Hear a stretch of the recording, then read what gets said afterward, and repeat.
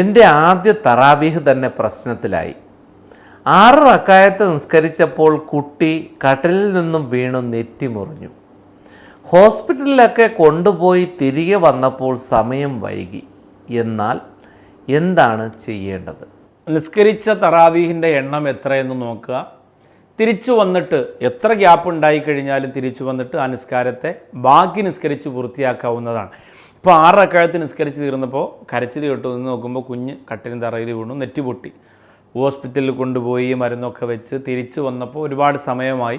കുഞ്ഞുറങ്ങി. ആ സമയത്ത് വീണ്ടും ഒളു ഉണ്ടെങ്കിൽ ആ ഒളുവോടുകൂടി തന്നെ, ഇനി ഒളു ഇല്ലെങ്കിൽ ഒളുവൊക്കെ ഒന്ന് പുതുക്കി ഒരു ഗ്ലാസ് കട്ടൻ ചായ ഇട്ട് കുടിച്ച് ഒന്നുകൂടെ ഒരു ആഫിയത്തിലേക്ക് വന്നിട്ട് പൂർണ്ണമായും വീണ്ടും ബാക്കിയുള്ള 14 റക്അത്ത് നിസ്കരിച്ച് തീർക്കാവുന്നതാണ്. അപ്പോൾ അങ്ങനെ ഒരു ഗ്യാപ്പ് വന്നു പോയതുകൊണ്ട് ഒരിക്കലും എന്ത് ചെയ്യുന്നില്ല, തറാവീഹ് നമസ്കാരം നിനക്ക് നഷ്ടമായി പോകുന്നില്ല.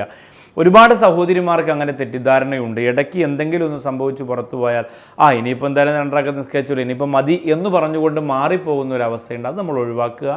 പരിപൂർണമായി നമ്മൾ ഈ റമദാനിൻ്റെ ഓരോ തറാവീഹിനും ഇന്ന പ്രതിഫലമുണ്ട് എന്ന് പറയുമ്പോൾ അത് പൂർണ്ണമായും 20 റക്അത്ത് പരിപൂർണമായി നിസ്കരിച്ചവർക്ക് മാത്രമാണ് ആ കൂലി കിട്ടുക.